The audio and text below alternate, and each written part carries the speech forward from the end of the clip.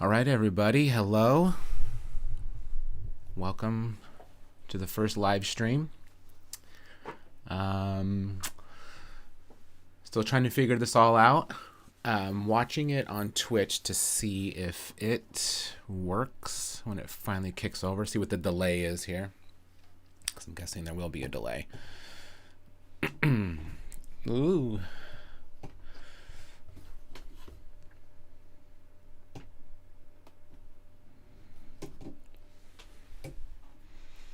Hopefully this camera.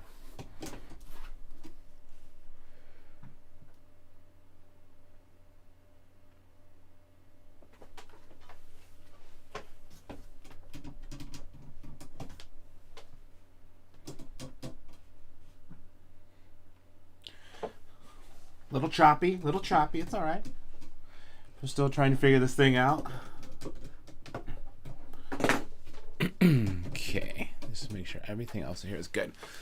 I don't know if it's going to be a little too choppy. I hope that it streams well. I'm going to check some of the other sites just to make sure before I get going here. But welcome everybody. Hello. To my first live stream under this JoyWorks umbrella. Excuse me, that I'm working under.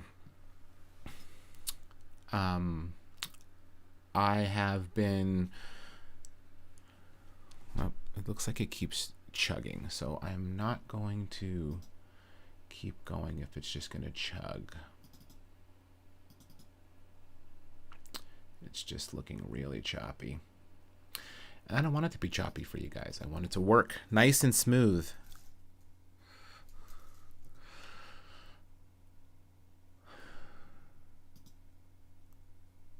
Check, maybe it's just Twitch then. Yep, because I'm watching on YouTube and it's completely fine. So I will keep going. Yep. So hello everybody, welcome to the stream. I think we'll start to go. Hello, my name is Ryan Hernandez. I'm an illustrator here in Los Angeles. I have been, I've worked all over for various studios and doing graphic design and other kind of work. And I ended up here at a place called JoyWorks doing illustration for kids' books. So I'm working on my third book now. And we thought it would be fun if I kind of just showed my process, how I worked. If you've seen any of my other videos before JoyWorks, I've still did illustration, and I did a couple live streams, so you can see them there on my YouTube channel. But this is something different. This is something exciting and new. I might keep this as a regular thing. I was given permission from JoyWorks to let me basically show you the pages before they're even done, before it's even printed. So this is... me literally working on the book that will be probably published in a couple months, I'm guessing. We move pretty fast over here. So I think everything looks pretty good. So we'll have a chat window above, and we will have me working to the side. Excuse me. And hopefully everything sounds right. This first time might be a little bit tech unsavvy. I'm normally pretty tech savvy, but I will say I have a whole new layout. I'm doing trying all these new things, new microphones, so it sounds better. So please bear with me as we kind of chug along right now. And if you miss any of this, it'll also be on the YouTube. It'll be on the Twitter, the Twitch page, a recording of it, and wherever else it's going to get saved. So let me just do one more check. Let me just make sure everything's kind of going before I start drawing here. Looks pretty good. I'm going to check Twitch real quick. I don't think it's going on Facebook. I was hoping it'd go on Facebook, but it looks like that did not happen, unfortunately. Maybe next time. Boo, boo, boo. So here we go. Everything's looking good. Twitch TV, my channel. It's live. I don't know how well it looks. I don't know if it's choppy. I don't know if anybody's in here. But you know what? I'm in here. So let's just go for it.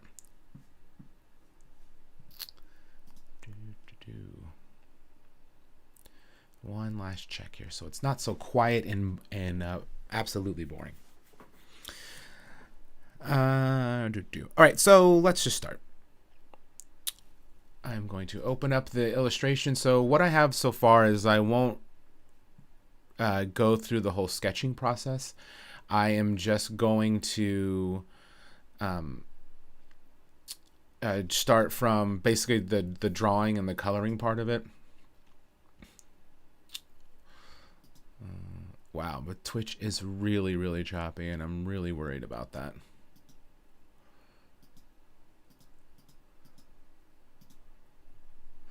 Hey, Wayne. Wayne's here. Wayne, question. I'm asking if the video is choppy on your end. It might just be my computer trying to do way too many things. So I am just, I'm going to check here as I pull up the file, because we might as well do something, get started. Oh, but it looks smooth. Great. Okay. It must just be on my end. I think there's probably way too many things going on. So it's just very mad at me for trying to do all this on one computer.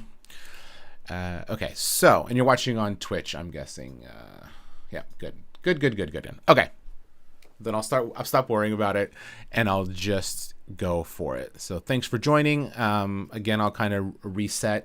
I'm an illustrator. I am working for JoyWorks. That's what this is. This is kind of like a special presentation, I guess. I was given permission to do to show you guys. I'll be digitally painting a page that's in the upcoming book. So it's not even out yet. So it's a little bit of a sneak peek. So that's pretty exciting. So you guys will see the process of kind of how I do it over the next couple hours. I should be able to do it. I've picked fairly a simpler one just so I can get through it and see how it goes, to see how everybody, see if anybody likes it, to watch the process. It might be a little bit slow going at some parts, but I'll try to keep it interesting. But the book is a book. I don't give too much away, but basically it's Harriet, that's a bunny, trying to find out, their place in the world. That's just surmising it very broadly.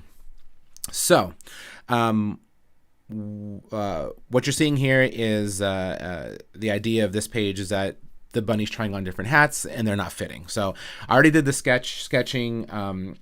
So again, you don't have to see the process of me figuring out, but there is a process before, and there's a process before, but I didn't really want to show that, because a lot of that is just figuring stuff out. It could be just layout stuff that can get a little boring from a viewer point of view, to watch me figure that stuff out. Maybe if it was time lapsed, but in real time, there might be a lot of, if there's other artists out there who know you will draw, and you'll just sit there and stare at this blank page for way too long, making yourself mad because you can't figure it out. And then eventually you do. Look at that. Oh, we got some people in here. That's great. Hello, everybody. We got Aaron. We got Janet. Flex with T-Rex. I don't know who that is, but that is a dope name. Flex with T-Rex. Thank you guys for joining. Oh, Talia. Hello, Talia. It's a great name. Yeah, so again, this is the kind of initial sketch. This is as about as clean as I get. I've worked with a lot of artists, and everybody works differently. Some people like it cleaner than this. Some people are even more sloppy than this.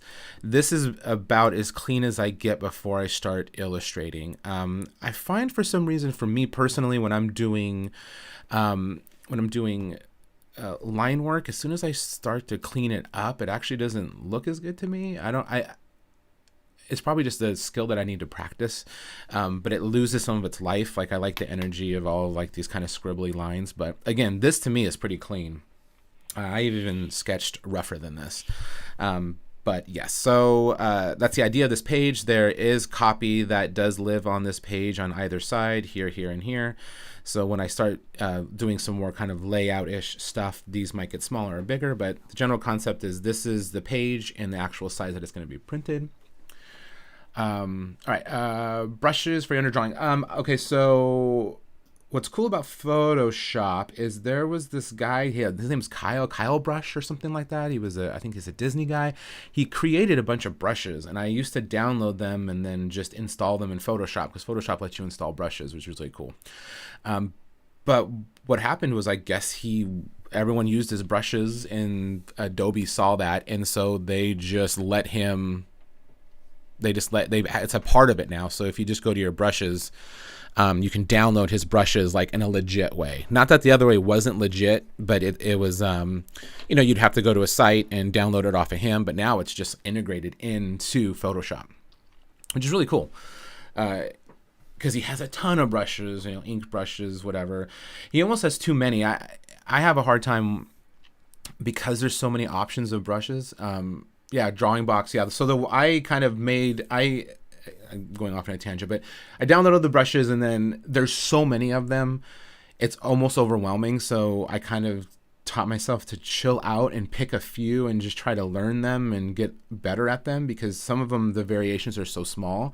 I mean, maybe to someone who is a painter, they like the different variations, but for me, they were so small, it was hard to tell. And then you're like, oh, I like this one. And then 5 brushes later, I like this one. And then the next thing you know, there's like 100 of them. But yeah, so for this, for a lot of my sketching, I just use the animator pencil, because it's just it just looks like a pencil, literally like a colored pencil, the texture of it. It's not so clean. Like if I was to do, like these lines are just, for me, a little too clean. And so it just makes me feel, it's harder. Again, I lose life. I mean, if you see how rough these guys are. So yeah, I've actually kind of pick and choose the ones that I liked and created my own brush set, which you can't really see because I have it chopped off to the side.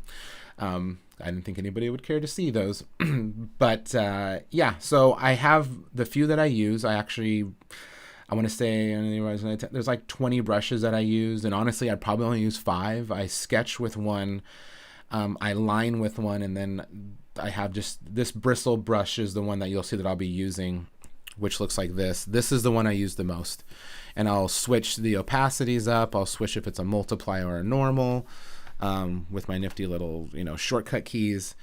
But this is definitely the one that I use the most when I'm doing any kind of painting. It does a lot of the work for me, which is the beautiful thing about Photoshop. I mean, it already looks painterly if I just do a single stroke.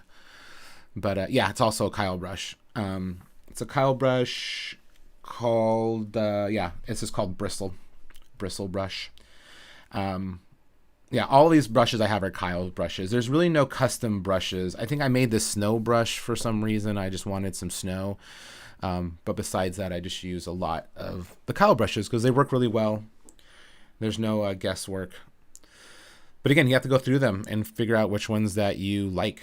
Then you will find them. There's so many different kinds. But yeah, so I narrowed it down. That makes it a little bit easier for me because I get confused easily. I also use this Mr. Natural brush, which if we kind of zoom in here, it looks really like almost like a crayon. It's a little yeah, see, this is the pencil, and so this is the pencil line, and this is the natural brush that I use if I'm ever outlining anything. I'll basically use that brush, just because it does still have a little bit of grain, but it's not as soft as the other brush. And then I will use the straight line every once in a while. And then I also have like a modified smooth brush that it looks like it lags, but it takes all of my jitteriness out. But I'll use that every once in a while as well. And then the other brush I use, since we're just kind of going through brushes here, is this. It's called Beast.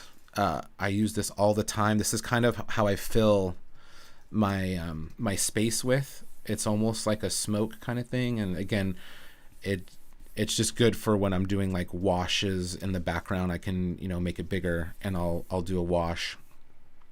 It doesn't like to be very big, but I'll do washes with this, and it definitely looks really cool, and it's there is a multiply to it. Sometimes I'll take the multiply layer off, and for the, I don't know if there's anybody here who doesn't know, but the multiply just means that it keeps stacking on top of each other, and that's why it gets kind of darker and darker and darker, and it'll eventually just turn black. That is something that I use often, and then if it's just normal, then it's always the same color no matter what. I can paint this over and over and over again, it's just going to stay that color, but as soon as I switch it to multiply, if every time I let go of the pen and push down again, it just gets darker and darker and darker.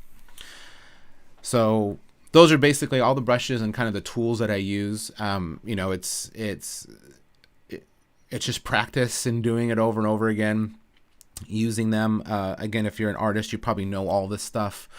But it's always interesting to me when I hear about how other artists work. I know there's almost everybody in here is an artist. I think everybody is literally an artist that's in this room. So you guys would know the tools of the trade. But for anybody who doesn't, if they watch this in the future, that's basically the brushes that I use. I use the bristle brush. I use that beast brush, this big one, and a few liner brushes. I draw with the pencil, the animator pencil, and that's about it. Sometimes I'll use this rough line detail if I'm putting fur, like hair lines on these guys. You'll see me kind of put little hair lines like this. Again, I like it because it looks really rough and it looks kind of crayonish, which is kind of my style. So, all right, let's get into it. I feel like there should be music playing or something. I don't know. I mean, I'll be talking how I'm going to do this to try to make it seamless and a little more these streams. So maybe next time I'll add music. Or if I just go crazy, I'll just add a little music. But all right, here we go. Let's get started. So all these sketches are actually on different layers because I am super OCD about my Photoshop and my layers. I will layer everything. I'll have a ton of layers. I actually use also Procreate on the iPad. I've actually done some full-on pages from previous books that I've done for JoyWorks on my iPad. It's really, really good tool if you can get it. I got a refurbished one. I'm not rich by any means, and I didn't know if I would like it, so I got a refurbished newer iPad and a pencil and got Procreate, and it's amazing because you can bring your Photoshop brushes into Procreate and do almost the exact same things. If you're like from my style, it works perfectly. It does everything I needed to do. It has all the same features. It has masking and just layers and cropping, just all like the basic stuff. If you're really into painting and you need a bunch of tools to kind of tweak, maybe not, but I would say using Procreate has been amazing. I can actually get out of the office and do full illustrations in the iPad, which is really, really fun to do, to be able to be on the move with that. And the fact how powerful it is. It actually does handle brushes somewhat better than Photoshop, and I have a pretty good computer, but for some reason the way that it's built, it never really chugs on brushes. Like if you saw how I use this beast brush, as soon as I got it really big, and you'll see when I do this, it like lags because it's trying to process all that. If I did that in Procreate, it does it in real time, which is so strange. I don't know why. I choose not to question it. But there still is something to just sitting at a desk and just sitting down and doing the work. I have a Cintiq monitor that I draw on, in case anybody's wondering. I was using a tablet for a long time, like a Wacom tablet. Went to a Cintiq, saved up money and got a Cintiq, and it's been a great addition. It's not necessary. You don't need it. You can use a Wacom pen tablet. I was really proficient at that. You get really good at that. It's just a matter of opinion, matter of preference. There is something to the one-to-one of using a pen on the monitor, which is what's happening. I'm actually physically drawing on what I'm seeing is actually happening in real time. That is very cool, but definitely not necessary for any artist. So if you can just get a tablet, you can do the exact same things that I am doing right now. Okay, so let's just start with this top guy here. So what I normally do is I'll drop the opacity on him, and then I'm putting another layer underneath. I use a lot of layers. In Photoshop, you have multiple layers. People don't know, and you can just keep having layer upon layer upon layer. I like to use as many as I can so I can go back. It's borderline cheating when it comes to being an artist, which is why sometimes I'll go back to real media to remember how hard it is to actually not have undo and to not have multiple layers, because once you mess up on a painting in real life, you really mess up. So the way that I've been doing this book is I basically will build shapes. I'll build the shapes and then paint within the shapes. This is kind of a method that I taught myself. I mean, I learned it from watching my friends who are artists to see how they do it and kind of cherry picking different ways that they do things. And I just kind of found the ways that work for me. For a long time, I felt like I couldn't deal with color and everything had to be outlined. So that was a big problem for me. And I kind of taught myself out. I got out of that bubble. I remember asking my friends, Erin Unton, who's watching here, like I remember picking her brain about how to choose color. I was always scared of painting just with color and not having an outline. It's scary, but you can do it, and you just kind of have to practice at it, and that's what I did. And so now I seldom do outlines, and I love it. I love being able just to paint with color. So what's happening here is I'm just drawing the shapes of the ears, and I know those are the ears. You're going to see things kind of happening fast. I have a lot of hotkeys set up. So this is a lasso tool where I'm selecting an area and then I'm going to fill it with the color. And what I'll do is I'll fill it with like 2 arbitrary colors. I have a really bright pink and you might be able to, it might be really small. It's over here all the way on the left. Those are the 2 colors. A really bright green, really bright like pinkish red magenta. I picked these colors because I know I'm never going to use them. Well, I might use them in the final piece, but probably not. And it makes it very distinct from what the actual color of it's going to be, and you'll see why. So basically I have a hotkey set up. So what this is doing is it's filling in those shapes that I just did with the outline with a solid color. So these are just a solid color, and it's this obnoxious green, and like I said, the obnoxious red. That way I always know that I still need to go back in and color it. So normally I would keep building out the shapes, but I'll kind of show you what I would do. So let's just say I did this whole thing and I built it all out in shapes. I would turn off the layer. I know this is the ears. You're missing it also off screen. I have color palettes already created for these guys, so I can always go to them. And I'm choosing the pink color, and I am filling it with that color. So now it went from this green to this pink, that this is the actual color it's going to be. And that's on another, to get technical, it's another layer, mask layer above it that's just telling everything underneath be this color. Everything that's that shade be that color. So that's what it is. And then I'll go and I'll get my brush, my Bristol brush, like I said, and it's set to opacity, and I'll just kind of paint it in. And just like that, it already is starting to look painted. Again, it's kind of hard. I normally do this after the whole thing's built, so I have some kind of context for what I'm painting, and it's on that multiply that I talked about. So each time I go over, it's getting darker and darker, even though it's the same color. It's the same color here. The color has not changed. It's just every time I paint over it, it's getting darker and darker and darker. And then what I can do is I have another little hotkey on this. This is a little remote. That's just basically a portable hotkey thing. I have it set here where I can go from multiply to normal, which now it's going to paint just the color, and it's going to be real subtle. Here, I'll just kind of wash over the whole thing. This is just using the color. This is without multiply. So now it's just going back to the original color. And then I'll go back to multiply, and you see it gets darker and darker. And so normally my fingers are on these hotkeys because what I'm doing is I'm kind of bouncing back and forth between them. Like if I go too far one way, I can switch it to normal mode, which is basically going back, and then back to multiply. I can kind of teeter back and forth, figuring out how I want it to look. If the colors are okay. If I'm doing it too dark, yeah, but there we go. So let's just say that I just did these ears, and I'll turn back on the layer, and you can kind of see it. So it looks weird because this drawing's on top of it, but normally, like I said, I will do all the shapes, which is what I'm going to do right now. So I'm going to do this, and normally when I'm working this way, I got to work back to front. So because everything is going to stack on top of itself. So I know that these arms here are going to be sticking out in the side, so I will do these arms like this, and then I will also do this body shape, and I know that that's the body shape. I will pick that crazy color again, fill it with that. And I know it's all choppy and gross looking there, but again, I've been doing this so long, I kind of am seeing what is happening before it happens. So I know, let me turn off this ear color actually so I can see the drawing. And I'm kind of remembering, well, what lives where. So I know that she also has the colored belly here. So I'll do that. I'll go back to this obnoxious green color. And I will fill it with that. So it's going to be this weird Technicolor looking dude. I know those ears are in front. And then, so I know his head's a box. So normally I would just do the box like that.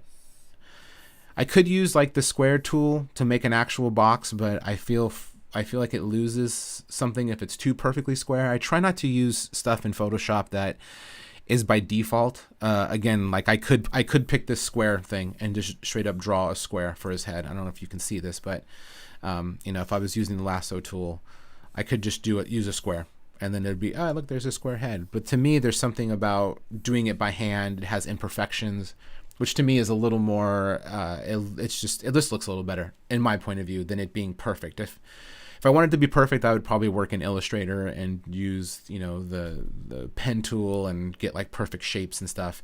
And again, I think it's all about our personal preference, what you like. I don't think any less of it. It's just not the style that I normally do. So here's the square, and I know that these edges are cut off because again, I've already designed this character, so I already know exactly what they look like. And there's the square jaws, and I know this is going to live on top of the body, so that looks pretty good. I also rotate the screen a lot. If you see this in Photoshop, if you hit R, you can rotate the screen around. And I'm not rotating the actual image, I'm just rotating the draw space. You do this a lot when you're drawing, for me at least, my hand when I'm drawing goes like there's like a natural curve to your hand.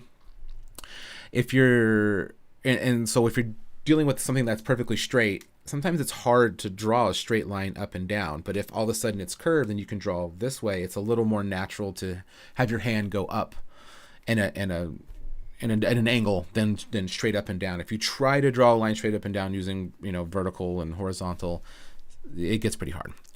So yeah, so a lot of times I'll work tilted to the side. Just how if you think about if you're sitting and if you're writing something on a piece of paper, every piece of paper, and you're writing on something, it's normally not straight up and down. It's tilted to the side a little bit, and it's just more natural that way. So let me go back here. Actually, I'll just do it up since I already do this shape, and then I will do that color thing again there. See, and then I know that his eyes and stuff, or her eyes, her eyes are going to live under the hat. So then I'll do some circles, and I'll also sometimes do the circles and what have you. I will do them with a brush tool because it's the same thing as me doing this. And again, I'm just trying to find a shape that I like. I can always go in here and redo it, which is what I normally do. So there's the eyes. Here comes the nose. Make sure I got everything. What you're not seeing on the side is all that layer stuff. Again, I was going to put it in there, but I figured it would be a little distracting, and plus it's probably really small, so you can't really see what's going on. Right there's the nose, and then I'm going to do the little mouth here. Again, I'm just like hotkeying it, and what my hotkey is doing on a technical side, again, a little technical note, a little thing that pops up, is it's filling in the layer and then creating a new layer, so I can just kind of move things a little bit faster. And then we know that this under part of his little bowler hat is here, like that. And then we know that this part lives right in front of everything. I almost had it that time. I almost had it first try. Nope.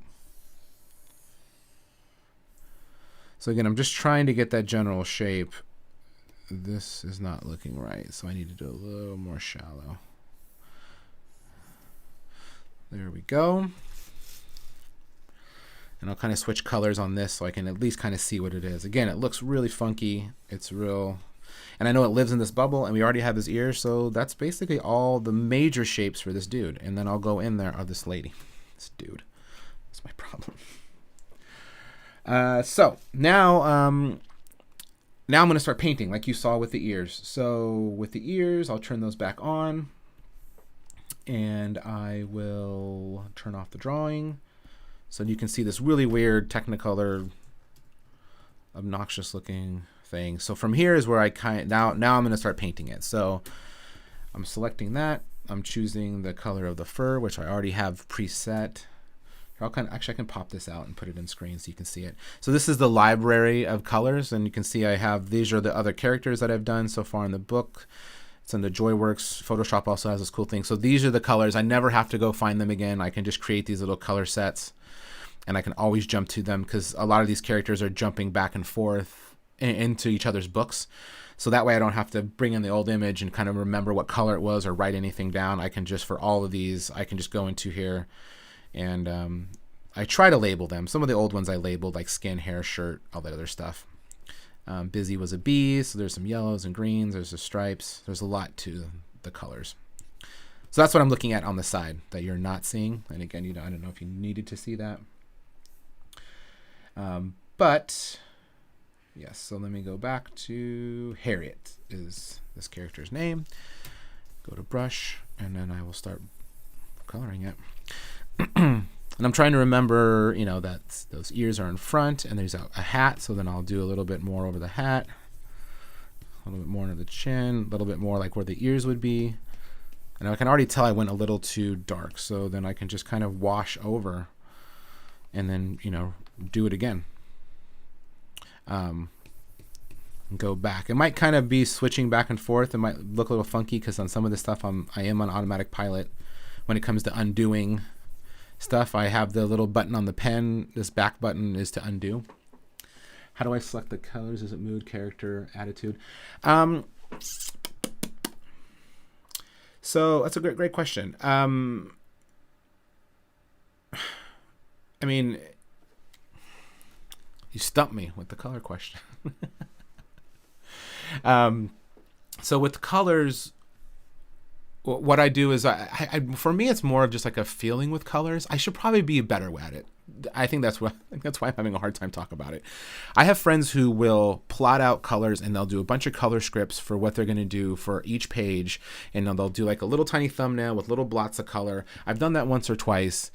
I should probably do that more.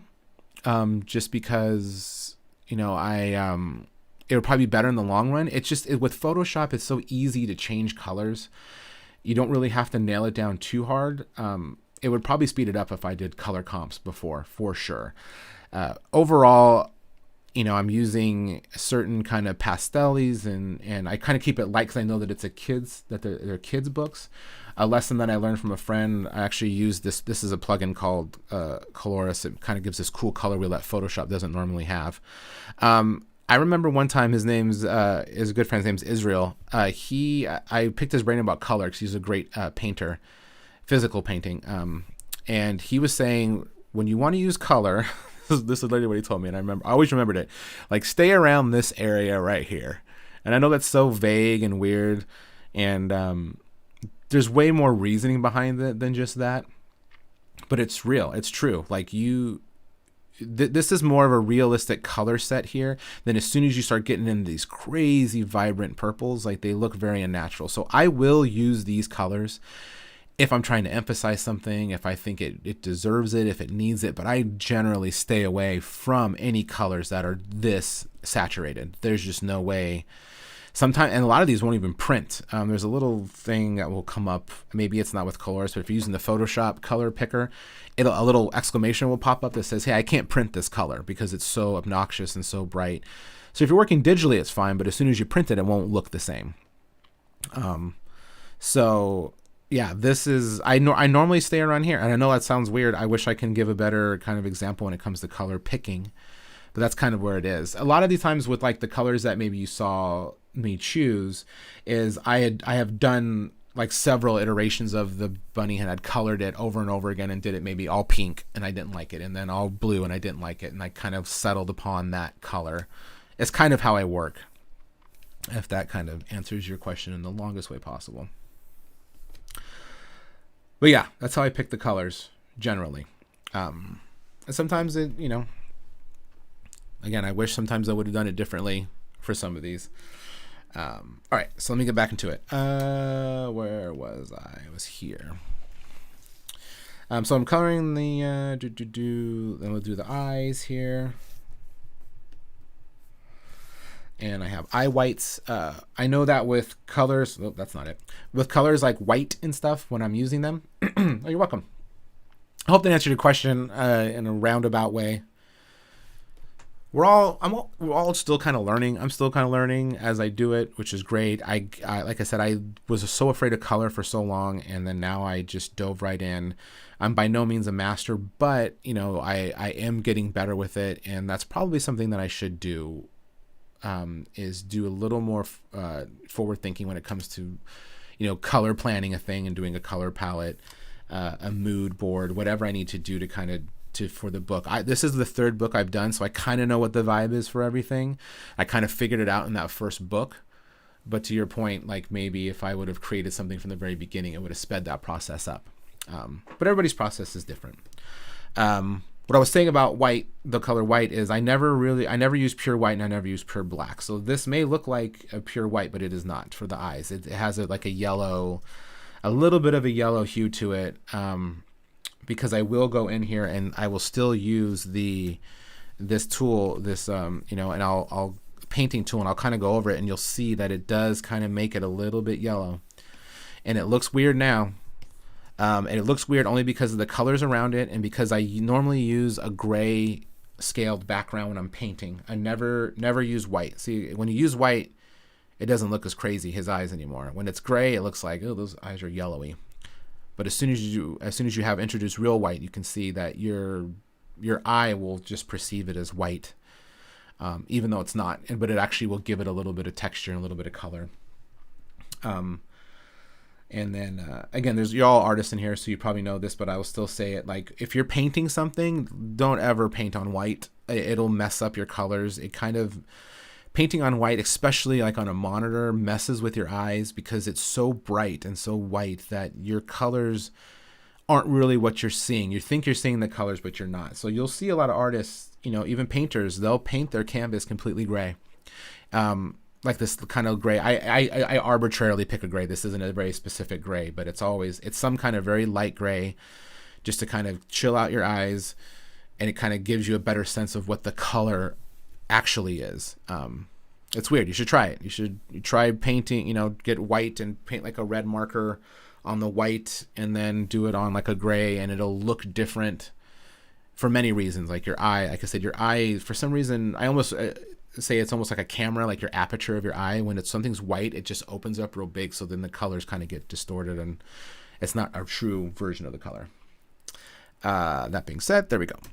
So, and then now we're doing this bowler hat again. So I don't ever pick black or anything like that. So I always kind of start, if I'm going to do anything gray, I will start with like a very kind of a bluish gray is normally where I go. And then I can use this and I'll just keep painting it until I get to the color that I want normally. I'll just kind of keep going over and over. I'll make sure I add a little bit, a little darker down there. And then I might actually do a little bit lighter up here just to kind of make it pop a little bit. And again, right now I'm switching back between multiply and regular. So it's kind of jumping back and forth until I find a spot that I like. There we go. And then I'll do this one. I got to put the ears under this. But yeah, so now I'm painting this, and I'll kind of make sure I got to keep the top a little light, just so I can differentiate from the hat, the bowler hat. There we go. So we know that these ears need to go under the hat. So for the layers, I'm going to make sure that I move them under this hat. And let's see, right, boom, there we go. Now they're under the hat. And this ear looks a little funky over here, so I'm going to have to move it. And I will do that just with the selection tool. And you'll kind of see what's happening here when I move this. I'm moving the shape and not the painting behind it, so it looks kind of funky. See, if I spin it around, you can see that's where I painted. The way that I'm doing this in Photoshop is I'm using a masking coloring layer. So it has the shape, but anything I paint is on a different layer. So I just do this, and then I can kind of move the ear over just to make it look a little more natural. Kind of move it around until it's in a good spot. That's a pretty good spot. Looks like it's coming out from his hat. Deselect. There we go. We got ears coming out of the hat. Not quite sure how I feel about that hat. might have to go back to it. The rest of the body is this color, this fur color. So again, I'm just going to paint it. Won't be too many colors actually in this one. Maybe I'll have to do another live stream where I pick something that's a little more colorful, because this is just all Harriet, who's this kind of lavenderish bunny. But I'm making sure I get the shadows under there. And then this is the fur, this is the belly, which I still use, see, I still go crazy sometimes with my shortcuts. I still use the same color fur. This is the same color, and it doesn't look like it, but that's that same pink. But I just don't color it as dark, and then it looks like the nice white belly. Also got the nose here, which is this bright pink. And kind of just color. See, this kind of starts to speed up a little bit here. Plus I am working fast to kind of keep it a little more interesting.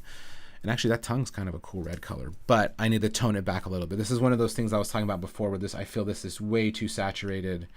It's almost, her pink nose is almost too saturated too, but that's kind of, I made that decision a long time ago. But even with this red, what I'm going to do is I'm going to color pick it and tone it way down, desaturate it, so it's just pink color. But then I'm always going to go back to my brush, and I'll paint over it until I get to the right darkness. And actually, when I think about it, I need to switch this real quick to CMYK. Totally forgot to do that. There we go. Didn't really make that big of a difference, but in print, you got to work in CMYK. So there we go. We got this bunny, this eyeless, creepy bunny, with nothing in his eyes, nothing in her eyes. So I should do, I mean, I can do anything really. I mean, you can do the death stare, or it's just looking into your soul.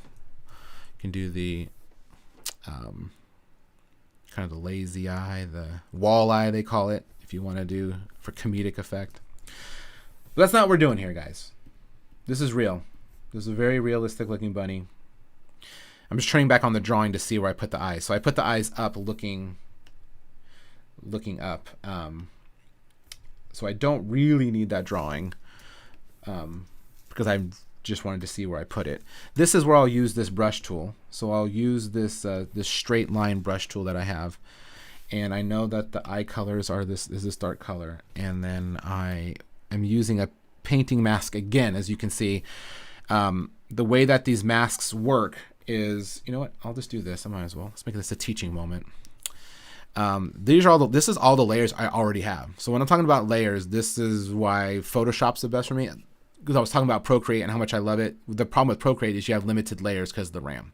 But with this, you have unlimited layers. You're in Photoshop, and sometimes it gets really obnoxious on how many layers I have, and I probably should condense them. But I like to have my safety net. It keeps me warm at night, to be able to go back and fix whatever I need to. Or if the client, you know, says that they want something a different color, I don't have to repaint it again. I can just go into that one particular shape and change the color. Like they want the eyes, you know, green instead of blue. If there wasn't its own pupil, wasn't on its own layer, then I'd have to redraw the eye, blah, blah, blah. Doesn't sound like much, but it matters. But as you can see, so this is the eye shape. Let me make sure I got the eye shape. See, this is the eye shape. I'm turning it off and on. So the shape itself is these two circles. That's the shape.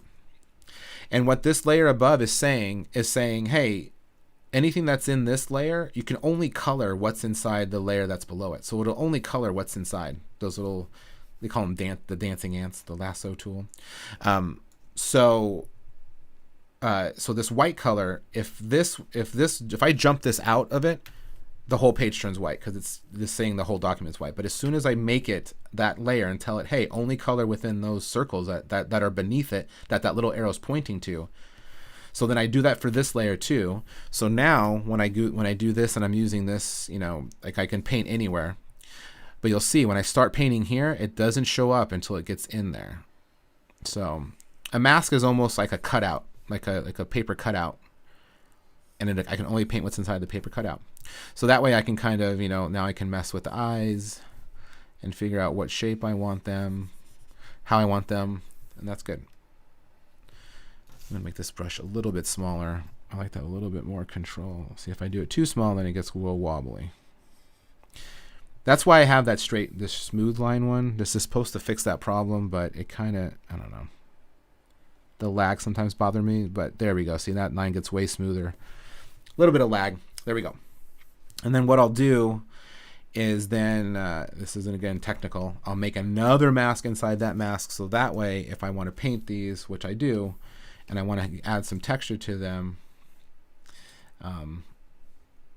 I can. So let me do this, and I'm making a mask out of it. So now when I paint in here, it's only going to paint within those eyes too. And I make these eyes nice and dark, and there we go. It's a cute little bunny. I don't know if I should leave, maybe I'll see if people comment, if I should leave the layer panel out. I don't know if that helps. Might be a little bit interesting. I mean, I can keep it right here. I don't think that won't get in the way. I'll keep it here for now. We'll see how it works. So there we go. We basically got this guy in the general sense colored. So what I can do now is I'm going to put a little bit of detail. So I'll kind of do it a little different. Normally I would do all of them and then go back in and start doing a little bit of detail. So for this detail, what I'm going to do is I use a textured brush. So I'll use the rough line detail. That looks, I'm trying to remember kind of what I use. It's either that or I got to use this chalk. No, chalk's a little too rough. Sometimes I use this, but I will use the rough line detail because that looks good from far away. Yeah. So I'm going to go back to the original fur color, and then I kind of go in on a layer on top of everything, and I just put in, you know what, I am going to use this natural brush one. Yeah. I'm just putting in little hairs. This is completely random. I am not doing, just going to erase these guys because they're too small here. Let's look. Oh, it's good. Just to keep it lively, you know, I'm just putting little hairs. This is another kind of trick that I do to give something a little more texture. Because I do draw in shapes quite often, I've been trying to teach myself how to add a little more detail, because the artists that I admire, they do add a lot of little details in there, and that's what I like. So, you know, I'll add a little bit of detail. It may look scraggly. Sometimes I do too much and it ends up looking super scraggly, but you know, I got to put one here, and try to make it a little random. And then that looks pretty good. The bowler hat needs something, maybe some color. Let's do that. This is another way I work on the fly. So I'm going to do another layer, but I'm going to keep it in the same bowler hat shape. I'm going to do that technique I talked about where I'm doing a mask within it. Excuse me. So again, if I did it this way, now you know for sure that you know, if I'm painting a line in here, I'm painting and nothing's showing up. I have this purple color, but as soon as I go like this, you'll see it just appear just where this thing is. So I will do that now. So I kind of want a little bit of color thing there. It's not going to be this color. I just kind of arbitrarily picked that color. I'm making that a mask, and then I will pick a color. Again, this is what we talked about earlier. Maybe I should have color designed what this is. You know what? I'll do the nose color. Let's see. I'll do the nose color. I will fill it with the nose color. It's that kind of pink bubblegum, but I know that I was going to get a little bit darker. So I'll step it off a little bit, and then I'll fill it with some color. I mean, I don't know if this is going to work. I don't like it already. I can tell. I mean, maybe a blue. This is how I work. Again, probably not the best. I'm just figuring it out on the fly. If anybody has questions, feel free to, I'll look up as often as I can. I kind of get lost when I'm doing this. But you know what? I'm going to keep it that blue. I'm going to keep that. Kind of lives in that same world. Once I start doing the background, that might change. And then I just got to do some whiskers. So I know that I'm clicking on this to tell me, hey, there's the nose layer. I know that the whiskers go under the nose, and I've been using this brush with the fur color to do the whiskers. And these are completely arbitrary. There we go. We got whiskers, got the tongue out. That looks pretty good. I like it. I like it. You know what? I might as well do the background for this one too. So you got this hat. This is like not a chef's hat. I forgot what it was called in the book. I actually had to look it up. And then this is like a Jason Mraz's kind of hat. But yeah, so let me just do the other bunny. I'll do the background. For you loyal viewers. That way, if you need to do something, you can go, but you'll at least see how one of these is done, because the other two are kind of basically be done the same. Again, for the next live stream, maybe I'll pick something that, like a bigger scope of a picture that has like some background elements, if you guys would like to see that. But so what I wanted to do for the background, and I've done these in several books, I've been trying to keep it consistent, is have like the circle that they live in, that's just like color in the back that makes them pop off of the page. So what I'll do is I will pick a color for the back, and I will do I do a shape. I'm trying to remember how exactly I want to do this. I'll use this chalk. I think I want to use this chalk. You know what I used last time was I actually used the same brush that I used to paint them with. Yep. And then this is just a color behind. So again, I'm picking an arbitrary color that will make them pop off. That'll make the character pop off. And so I will just paint this kind of circly thing behind there. I try to be a little sloppy. Actually, let me do a little lighter color so you can see. Surgical cap. Yes, that's right. Surgical cap. It almost looks like a bandana or like a do-rag, honestly, when I was looking it up. Okay, so here we go. And now, I'm doing this. I'll make sure that I do it normal. I'm kind of just arbitrarily picking this color just so it's popping off. And you'll kind of see I love the edges. This is, again, with Photoshop. Depending on what kind of artist you are, I love it when it looks more like real media. I mean, you can still tell it's Photoshop, but the closer it can look like real media for me is the best. Like I just love that feeling of like the imperfections. But there's also the sweet spot in Photoshop where you don't want it to be too grainy or too much texture, because then it starts to look pixelated and it does start to look a little fake. That's the problem with a lot of these brushes, like this custom chalk brush. I like this brush, but for me, when I really start to paint with it, it looks like a fake brush after a while. So I try not to choose, though. Same with this sponge. Like, I think if you used it correctly, maybe it's just a matter of me not using it correctly, but I definitely can see it when I'm doing like a bright color. If I were just to do like a circle, there's like this kind of weird computery, maybe it's because this edge down here is so sharp and it needs to rotate. But if it was, if I just rotated the brush, maybe it would look a little better. But even this, when I'm doing this, to me, it feels computery. Again, just my opinion. But for me, the goal is to make this digital art look more real. But real media, I mean, not like real art. Because isn't everything just real art? So I'm kind of just adjusting it. I love the way the circle is. I like having certain elements pop out to create like a three-dimensional kind of a feel. So when I do that, I know that's where I want the circle, but now we need to figure out how we're going to make him look like he is, or she, gosh darn it, Janet's going to kill me. How she is, like, it makes it pop out, looks a little more three-dimensional. So what I actually do is I will group all of these together. So now all these drawings are in one group. Again, beauty of Photoshop. I will select this shape. Actually, I need to select everything inside of it too. So I just everything inside of it. Everything. And then I create a mask, and then boom. Now it looks like the character's living inside that thing, and it's still there. If I turn off this, well, that's showing the mask. If I turn it off, you can see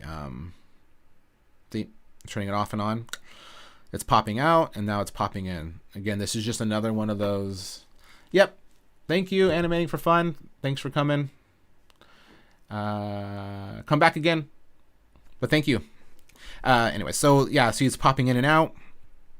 So what I can do is I mask it. I have it popping in there, and then same with this masking thing is fantastic. Once you learn masking, it like changes your world. Now I can paint and tell it anything that I paint. It's basically it translates into black and white. So anything black you can't see, anything white you can see, but it doesn't bother the image behind it. So I change it to black, and then I just paint this guy in, and now he's popped out. So I can choose what I want popped in and out. In this ear, I want that popped out, and then this ear, I want it popped out. Can you do half a mask so that the top of the hat shows, but not? Yeah, but that's kind of what I'm doing right now. So I did it where I'll kind of do it again. So you'll see here, the mask is here. There might be another way to do it, but yeah, this is like cheating basically. So I'll choose the mask layer. And I know that if I want to see it, I got to paint it white. So I will just choose an arbitrary brush that is nice and flat. Yeah, and then I just, here I'm doing a smaller brush to make it a little bit easier. But see, as I'm painting, I'm basically painting the mask. It looks like I'm painting the ear again, but I'm not. I'm just painting this arbitrary mask to make these things pop out. And then just like that, they're kind of halfway in, halfway out, which is really cool. It's a really cool effect. And then I'll go back in here and with the color that's behind. And sometimes I'll use the same mask and do a whole thing, but let's just do it like this. So then I can do this, and I will use the Bristol brush. I will make it a little bigger.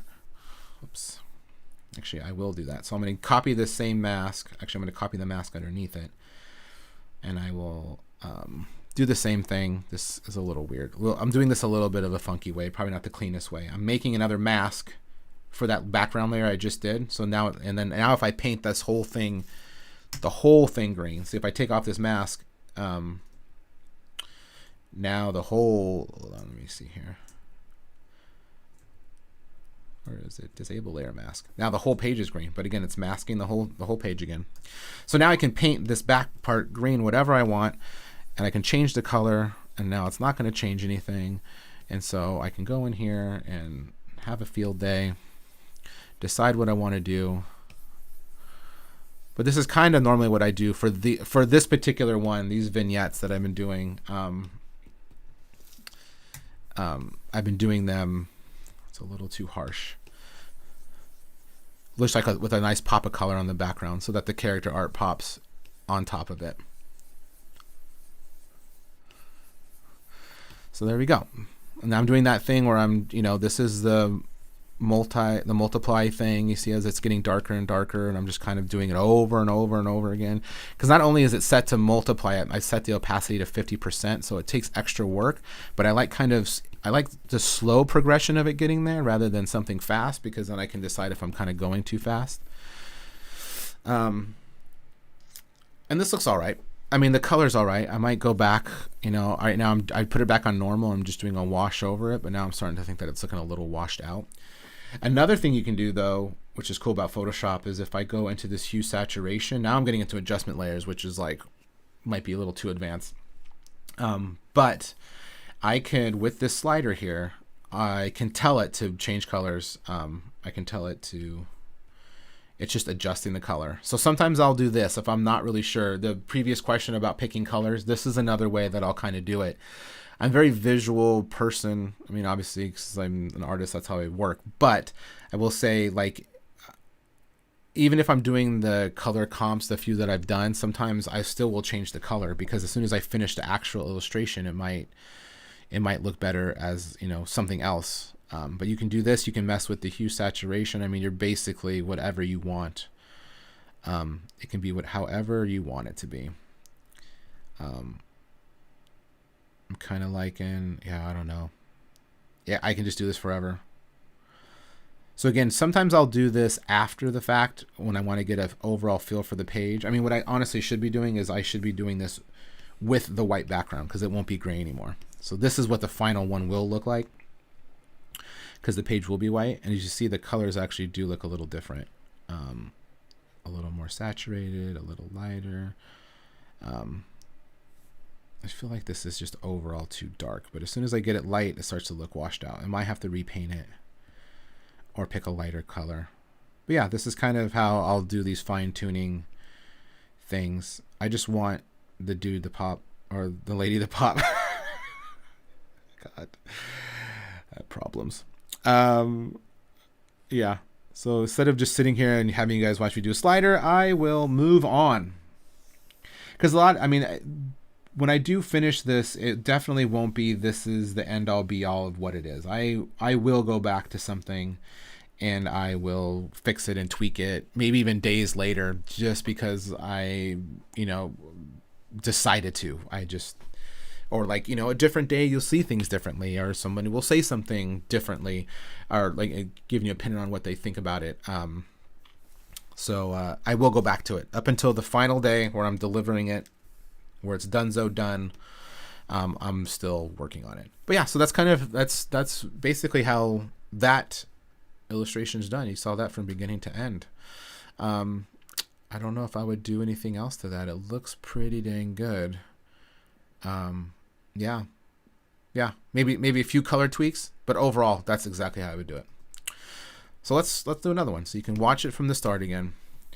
So I will group all this stuff all nice together, as you see here, and there's hairs missing.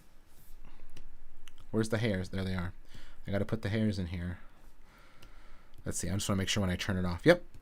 And then just like how I am, I will Jerry it. There we go. Here it is. So now she's nice and labeled. There we go. Now I'll start the other one. I'll turn the gray back on. This little whiteboard you're seeing is is for like the cut lines for the actual book. Again, this for me has been a learning process doing these books. These are the first like real legit books that I had to do. So with each book, I'm kind of learning about all the print process, which is a whole other beast. But it's fun to learn. But there's definitely a learning curve when it comes to crops and text safe and all that stuff. Being just an illustrator where I was just illustrating just art that I was selling myself, or just like commission pieces where it doesn't matter because what you're delivering is the final thing. But for books, it's very specific. You want to bleed, you want cut, you want text, you want all that stuff. So slowly but surely, I've come to a template, knowing that this book is 8x8. This is 8x8 with, so it's actually 8.25 by 8.25 with some bleed lines here, blah, blah, blah, blah, blah, blah, blah. All right, here we go. So that one's done. Let's do the do-rag one. All right, so again, I'm going to drop the opacity on it, and then I'm going to, I noticed that these layers have nothing on them. They're just kind of, that happens to me quite often. I'm creating so many layers, stuff will just I'll just have a bunch of empty layers. And then, there's this pink line, which I already have. So let's get into it. What time is it? 2:00 already. Thanks everybody for watching still, joining me. And if you're watching this after, hello. You can pretend that this is live. It's all the same. But if you want, I will be doing this again. Let's just say I'll do it again. And you can come back. We'll give you a notification on when that's going to happen. But I will stream on Twitch and YouTube. I don't know if this is going on Facebook. I know that's kind of a hard workaround. Facebook's not friendly when it comes to streaming at the same time. I'm actually using a program that streams multiple places, but I don't think it was very friendly. So hopefully it will be in the future. But yeah, so you can find it on different platforms, whatever platform's your favorite. So let's do this body here. Lasso tool. I'm going to draw this shape again because the drawing's already there, like I said. Let's pick this obnoxious blue like I talked about before and fill that in. And then I know I want these little arms kind of coming out, but I'm going to do them as shapes like this. Actually, I'm going to do them as separate shapes because I'm going to paint them separately. Again, this is just me and the process. I know how I work, and so I know what I'm doing when it comes to why I'm laying these out the way that I am and how I'm deciding to do that.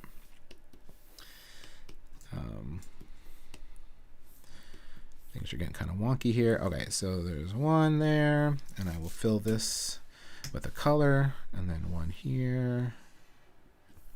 I'll fill that with a color. I'm going to do this one all at the same time. I see. And again, I'm looking to see what goes on top of what, because I'm imagining it almost as like paper cutouts and how they would all stack up on top of each other. I mean, I can still go back and put something behind something if I need to, but just it makes it easier if I can just kind of do it right the first time, which seldom happens. I know that this lives behind the head. And then we do the head because the ears are actually behind. Let me zoom out a little bit.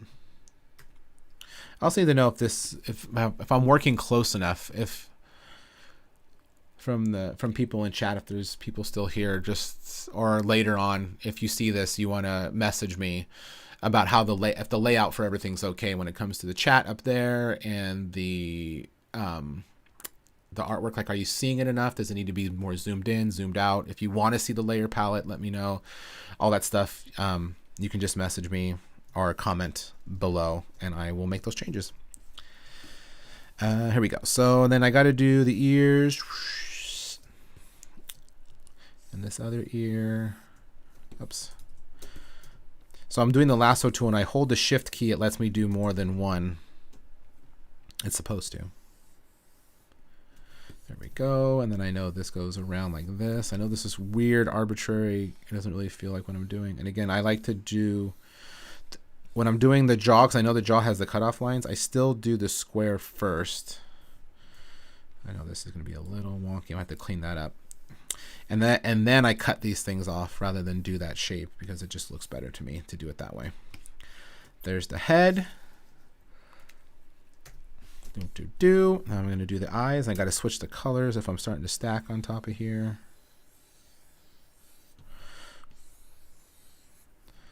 That looks pretty good. And then I do the nose. And this little sad face, because she's sad that nothing fits. And then these are the insides of her ears. I did it. I said it right. I said the right thing finally.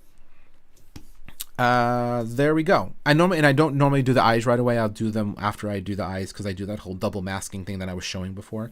Although I do need to do the belly, so I need to pick the belly layer and then go one below it and then do the lasso tool under it like that. I didn't like that shape. That is a good shape. And I need to do it red. Boom.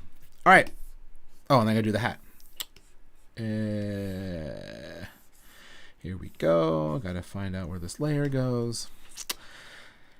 And this hat's a little funky, but let's just see. Let's see. So I know that this knot right here is behind. This is another thing where I'm gonna have a ton of layers. And there's that little flip thing that comes out. I'm gonna paint these all separately just so they look better. And then I will do. Then the hat lives under that. Like that. And then this is like a little bottom part of the hat like that. And again, that may change. Looks a little sloppy, trust me, I know. But I can always fix these shapes after the fact. That's what I like about working the way that I've kind of figured out how my workflow is when it comes to these shapes. I know that I can change the shapes if I want to. Kind of like how you saw in that ear, how I was able to move the ear around. I can shrink it, I can repaint it, and the color won't change. The painting that is on top of it will not change, just the shape of it. And as you can tell, my art is very shape-based. Oh, thank you, Janet. Yeah, and you can see on the feed, we got it's actually reversed, so I can point the right direction. Over there, you have JoyWorks Networks at Instagram and the JoyWorksNetworks.com. That's where our previous two books are being sold, and this one will be sold, and more books in the future. There's also other cool stuff there. It's a really positive place to go. And I've worked for a lot of companies and a lot of places, and and working for JoyWorks and for Janet in particular has been really awesome. Just because it's really about being joyful and kind of, you know, kind of blocking out the negativity, and we all know that we need that during these times. So it's been really great. So you guys should check it out. You can buy previous books there, and like I said, you'll find this book there probably in a couple months when it's done. You can follow them on Instagram. Lots of positive messages. It's really an awesome place to do work like this for, because sometimes when you're doing freelance work, you know, you might not like who you're doing it for, or you're just kind of doing it to make a dollar, but it's really cool to work for a place where you believe in what they're doing. And these books are all about positivity and helping kids deal with different real life situations, like not fitting in, finding where you belong. I don't want to give too much of the plots away for the other books because you need to buy them and read them, but they're all kind of that message about just kind of dealing, how kids will deal with life and kind of tougher subjects, but done in a really cool, colorful, playful way. Anyways, so yeah, go to follow JoyWorks, go to JoyWorks site. And then while you're at it, follow me and all that other stuff. All right, so let's keep going. Fur. Let's do this fur. So what I'm going to do is I'm going to go through the whole thing and just color it all. This is, again, how I would normally do it. And I'm picking these colors because I know where they're going. I'm picking the eye whites. I'm picking the nose. And I'm picking the eyes. See, this is almost kind of generally what the dude looks like. The general sense of the word dude. Not going back to that again. Here we go. So, picking that color. Doing fur. Picking my brush again. My most popular brush. Oh! That's a little dark. I'll do 25%. There we go. I'm just kind of painting. I don't know why this seems so dark to me, but it really does. 25%. There's something going on here. No, I guess that's right. And I'm just painting. Oh, that's the belly, so that needs to be back to normal. Shortcuts here. Oh, something is going on with these brushes. I may need to restart my Photoshop. Sometimes Photoshop doesn't like what's going on, and they will change on you, and it will start to fail. Oh, there we go. He got really mad at me for a second here. There we go. It might be the stream, too. The stream is pretty taxing on my computer, which I'm shocked, because I've done live streams before, and it hasn't been this crazy. There we go. Let me go back to multiply. There we go. For some reason, I felt like it was stuck. I need to redo those arms again. And there we go. And then I'm going to redo these arms. That's what I'm talking about with shapes. See, now I'm just filling them back in again, and now I can go over and do it again. So now they'll match what I got going on here. Get a little darker underneath the chin.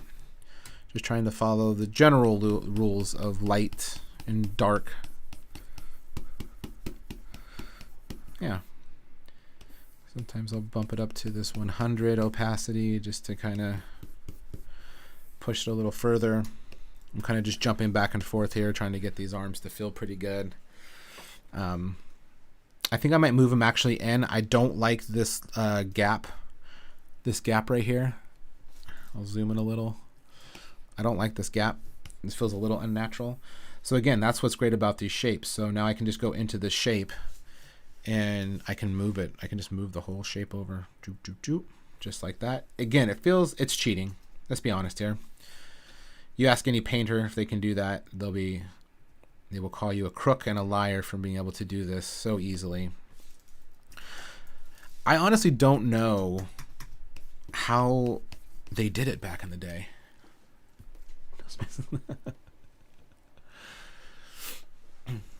Nice, Janet. Yeah, I don't know what I was saying. I totally lost my train of thought. Oh, I don't know how back in the day how they did how like print people did print and newspaper. They had to do it all by hand. Like, it's crazy. I do stuff in, design and print and stuff, and I don't understand the how difficult it must have been to design stuff doing it by hand. That is crazy to me. That would have been so much work, like literally cutting paper up and making it fit when I can just make a few clicks and something will move over for me, which is cool for an artist, because then they can decide what they want to do and make changes on the fly. But it also, like for me, I mean, like I was talking about with color, it makes it so easy to do stuff. You kind of forget the fundamentals sometimes, and you just get so used to being able to have that ability when that's not really fair to those other artists. I'm just adding a little bit of light here, kind of just doing a little bit of a highlight here on the arm. Again, this book I don't try to do too much lighting, especially for this book. That's not what this book is. When it comes to style wise, like I'll do subtle lighting like that. I won't do crazy lighting, dramatic lighting, although that is something that I do need to work on, is doing better lighting in general. Again, always working, always striving to do something a little better. Painting the fur again. There we go. I think maybe we do need a little bit of music going on. Something. Nothing super distracting. I was looking it up when I was doing the stream. A lot of the stream stuff that I'm finding online is like for video game streamers, which isn't technically the same thing as this. Different crowd, kinda. But I saw something about putting music on there, and there's a whole copyright thing that I didn't even think about. I think with my older streams I did, and I'm surprised that they're still up, because I was just playing music, like random music off the radio, which is a big no-no. Apparently you can't do that. People need to get paid for their art. All right, I'm going to move this up a little bit. There we go. This is the little tuft of hair behind. Sorry, I'm kind of wigging out here a little bit. Picking this hair. Doing some color on it. Getting a little bit of shadow underneath just to kind of make it pop a little bit.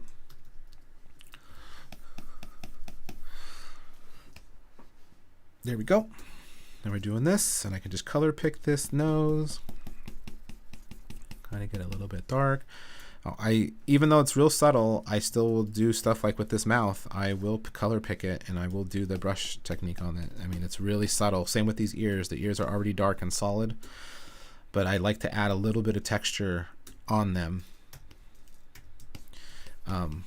just to give them something. So it's not just a general flatness. Yeah, it's real subtle. But all these little subtle things I've come to find out, like, really make your work sing a little more. Again, if you're just doing flat, that's fine if that's your style. But I found with me, I like to have a little bit of texture on everything. Like even these eyes. Like, I don't need to do this. And again, you might not even be able to see anything at all, but it is doing something. It's definitely doing something. And then for these eyes, I forgot. I think these eyes were also looking up. Yep. Looks very sad. A very sad bunny. Here, the eye layer. I'm going to do that same trick I did before, where I am using a brush to do the eyes to have them look up.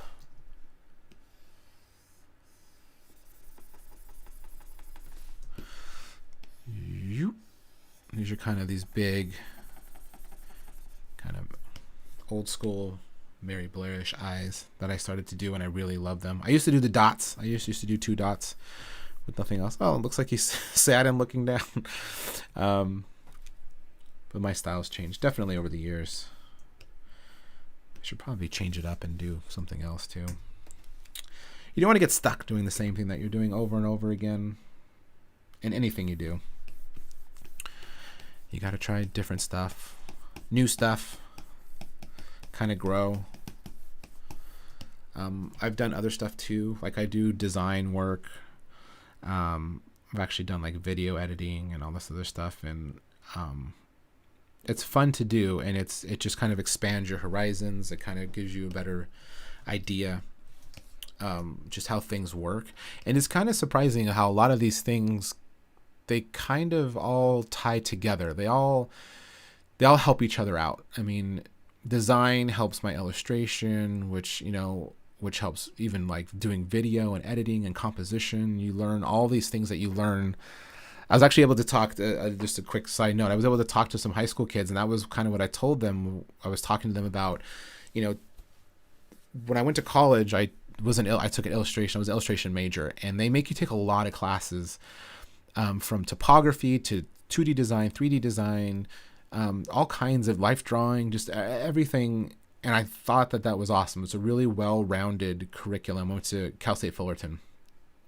It's a really well-rounded curriculum, and you learn all kinds of things, which I think made me a better artist in general, because it wasn't so specific that you just learn that one thing. And you can use these tools in any kind of thing. Like if I can do design, even though I wasn't a graphic design major, I was an illustration major. I can still do graphic design from the things that I learned in illustration, just doing regular design and layout, because layout is layout no matter how you look at it. How you lay out a page is a skill, and not everybody has it. People just think you can just throw a bunch of things on a page and it's done, but it's very specific how you lay out things on a page to have your eye travel across it correctly. And it's definitely a skill that you need to learn. And if you don't take any classes and you don't practice that art, then it's really hard. It's really hard to do. And it'll be noticeable for someone who is a good designer and does good layout compared to people who don't do layout. Yeah. So, now that I'm done with that little artistic tangent, so this is a hat. So this is what we'll do. Let's even though I got a half hour left here, I will go to a doctor's hat. I'm gonna look up doctor's hat, and this is what I'll do too. This is why the internet is an awesome resource, and hopefully nothing not safe for work comes up. Let me pop this out here. Let's look at some doctor's hats, guys. Let's figure this out. And I'll do this often, especially if it's real. If we're talking about real world stuff, use whatever you can. You can see my life up here in a nutshell, by the way. You got your Gmail, you got your Facebook. These are all my shortcuts. You got Reddit. There's a top 3 right here. Then you go to my website, and then this is all work. Daycare, because I got kids. This is printing stuff. And of course, video games. Maybe you should look at your toolbar. Does your toolbar kind of sum up, or your shortcut bar, sorry, does that sum up who you are as a person? Because this kind of does. It's, work and Reddit and Facebook and email and kids. I don't know. It's actually a good little practice here. Looping animation. How to make cinnamon rolls, guys. That is my life. How to make cinnamon rolls. And I did make some, and they turned out fantastic. Made them from scratch. Everything from scratch. What is happening? All right, so it's just this kind of bluish color. We'll see. You can see here. I'll make it this light blue. Maybe I can use this little kid one as an example. I would color pick it, but I'll choose it. I have a general idea for what it is. Again, I'm a little worried. I don't want to scroll too much in case something pops up that would get me in trouble on Twitch, because you never know in Google when you type in even the most sane word like hat, something grotesque is bound to pop up there, or something you're like, how does this even, there's cat in the hat. There's a lot of that. Anyways, so we know that it's blue. It's like that. It's a doctor blue, doctor blue. And all these little pieces need to get painted that color. So I have a feeling it's something around here. Yep, that feels pretty good. And again, I'm just kind of shortcutting and doing these all real quick. Color picking, brush. And I got my Bristol brush here, and so now I'm really zoomed in. So I'm gonna have to really use my arm to get this going here. Actually, I'm gonna zoom out just a little. Ah! No! Keep doing that. Boop, boop, boo. Oh, that's the one in the front. Okay, yeah. So we'll keep working on this one in the back. I'll make this a little darker around this lip. Again, this is like stuff that I was learning when I was just coloring in general. You know, and then keep the top of that really light. I can always go back in and use the, which I think I will do.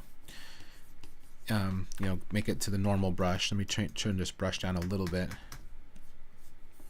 That's another thing that I do too. I try not to do is change the size of my brushes too much. If I'm using a brush, one brush size for a piece, sometimes for an entire book, I'll try not to change that because it does make a huge difference. Quick, another little side tutorial here. If I'm using this size brush, let me pick a bright color here. Obnoxiously color. There we go. So if I'm using this size brush, like it looks like that. But if all of a sudden I make it big and it goes like this, that looks different. You can see these bigger gaps in the middle. And then if I make it really small, these look like 3 different brushes. And so, you know, I learned that with this brush, I like to keep it kind of big. I like to keep, but like within coloring one guy, I won't go from this size, you know, to the giant one to a little one because they look too different. It doesn't, I try to treat Photoshop as if I am painting with real media. So if I am painting with my one brush, you know, my one big number 2 brush, that brush is never going to change. That size of that brush is never going to change. So that's just is what it is. You can do lighter. I do have a little bit of a grow on this when it comes to pen pressure, but you know, it's the same brush, the same size, and that's how you would paint. And that's why I use the shapes and paint within them, because it gives me the control of having a hard edge, but then also having the texture within it. So that's good. Anyways, okay, let's go back to this guy here. Color pick, brush, and then I'll change it down just a little, just enough so it's not too obnoxious, and then do same with these. And I'm kind of picking each one. But that's why that's why these are on different layers, so I can then control, because if this, see how big this brush is, you can see the shapes, you can actually see the brush, you see the little circles. That's what the brush is. So I knew that if I had both of these triangles, so to say, on one layer, and I did this, I'd be painting both of them, but I wanted more control so I can paint one and then the other. And that's why I have a million layers. There we go. But I do think that these triangles need to be behind that knot. So I will see where this knot is, which is the first layer, and I'm just going to drop these behind it. Boom. Now it's behind it. Everything's behind it. And then I want this, again, this is nitpicky stuff that might not matter, but I don't like how this edge right here, this edge, is not towards the edge of the hat, because that wouldn't be realistic for me, at least. So I'm going to take this, and I'm actually going to make this shape a little bit bigger, just like that, to kind of give a little bit of an overlap. And now it fits a little better. It's a little better. I kind of don't like how this feels like it's rounded, because it's not supposed to be rounded. It's supposed to be flat. So I think what's happening is this gradient that's going on right here is making it feel like it's a rounded hat. And if it's a harder line, then it'll flatten it out a little bit. It won't feel so rounded. It just needs to be a highlight. So actually I can do this. Let me paint the whole thing. I've done this a couple times too. And then I will do another layer on top, and I will use one of my textured brushes, like the ones that I did for the hair. But I'll use this detail brush, and I'll do it on normal, and I'll just kind of hit this with a little light. And see, it's still in that masking thing. So if I'm drawing up here, nothing's happening. You can hear me drawing, nothing's happening. But if I do it just on the mask, I'm telling it where to go. Let's see. It's a little too subtle, but I think it's all right. As long as it's not, I think it's better if it's a hard line than if it's a then it's that gradient kind of thing, because that's what makes it look way more rounded. And I like the way that looks. So actually, I'm gonna hit this with a little bit of light too. I'll go back to my Bristol brush for that though, and go to normal, and then just kind of highlight this up top a little bit, and maybe this right here. And again, this is gonna look different because this is gray. Some of this stuff is weird because I kind of see it without the gray, so I know that with the gray it's gonna look different. So see, it looks different. All right. So this is pretty close to done too. I got to do the whiskers. Let me do the whiskers. Again, I'm turning it this way because I know that my hand more naturally to do these whiskers feels better to do it at this angle than it would be if I was doing it straight up and down. So I just kind of turn it to where I feel like, oh yeah, that's going to feel good. That kind of feels how I would do it. I pick the fur. I got to pick the nose, which I know this whiskers have to live under the nose. And then I choose my natural brush, make it a little bit smaller, and then boom. Nope, I don't like that one. Boom, boom, boom. And boom, boom, boom. Looks pretty good. And then I got to do the fur. And I normally will do the fur on like the topmost layer. Just so I know it lives in a good space. And so, yep, I'll do it a little bit smaller and then start doing these little hairs. Boom, boom, boom. And again, this to me is arbitrary. I'm just kind of randomly picking, using my years and years of college experience, figuring out where I'm going to put these hairs. And sometimes it still is not good. And I'll put some on here. And he's looking so fuzzy. He's looking so cute and fuzzy. Put some inside, interior. Might be a little too much. Let's go look at it. Let's take a look back. Let me straighten it up. I don't know, it looks pretty good.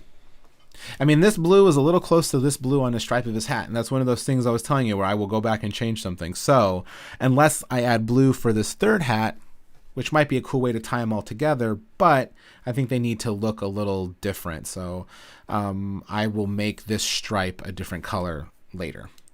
But this guy's good too. And how much time I got? I got like another half hour. I might be able to knock this one out in a half hour, but I'll just kind of keep going until this page is done. Because why not? Because I'm already doing it. I'm going to make Janet happy because she's going to see that one more page is done, closer to finishing the book, which is always a good thing. Yeah, so let's do the background for this since we already did the background for the other. And I'll do it the same way. So I put this all on one layer so it turns off and on. I know that I use this Bristol brush. So I'll use the Bristol brush again, and I will just pick a random color again and just do a nice circle around. Sometimes I'll use the same circle just to keep it consistent, but I think I can just draw another one here. See, and I like to keep it rough on the sides. I need to change this to normal again to get that kind of cool, wispy, textured edges. And then I got to make sure that I color the inside as much as possible because this relates to the mask. And I have to make it a little bit smaller because I'm kind of imagining how he's going to pop out here. And that looks good. Select it, go to the guy above, mask it, go to that mask. Again, you see how fast this goes when I'm kind of left to my own devices and just kind of on autopilot here. And then, you know, now we get to do this, and now the ears are popping out. It looks like magic that this is happening all so quickly. It looks like if this is how you really illustrated a book, it would take you a second to do it. And that looks good. He's popped out. He has popped out. And then I could use this same mask. Actually use this mask to then do this, and then do this. I know I'm saying this, and this, and you don't know what's happening, but I'm just kind of making these masks so I can do this color thing behind like I did before. And again, I'm not going to choose this color. This is just kind of a color I'm picking. Although for this one, I don't know if I'm going to use the slider, the hue saturation thing that I did before. I might just end up picking a color and painting it in. Although this blue is pretty good. I always tend to stick to certain colors. I really love purples and pinks, obviously. So I do, I mean, it's going to kill me in the end because I'm going to have a hard time because he's pink himself. She's pink. Darn it. But yeah, this isn't going to work because you can see it's like too similar. Even though it works. Maybe if I do it really dark, then it starts to look like the ears. But if I do it really, really dark, maybe. But again, this is how I normally color. Is I'll kind of just keep doing it over and over again until I find the right one. That looks cool, but I don't think for a kid's book, I think it needs to have a little more color. So again, I can kind of just go over. I could just do this and then be like, nope, I don't like that. I don't like that. Here we go. This looks pretty good. Let's start from here. All right. There we go. I'm definitely going to change that color. I'm not liking this color. Let me just stick with this pink and I'll leave it there. And then, you know what? Let me try this beast brush to see if that would help. Because what I could do is maybe just have it be dark on the outside. And then kind of slowly get lighter in the middle. Oh, look at that. Oh, I think this is it, guys. I think this is it. Get these edges nice and dark. And I can do that to the other one too. Since the shape is already there. Again, that's what's so good about these shapes. Is like, since they're already there.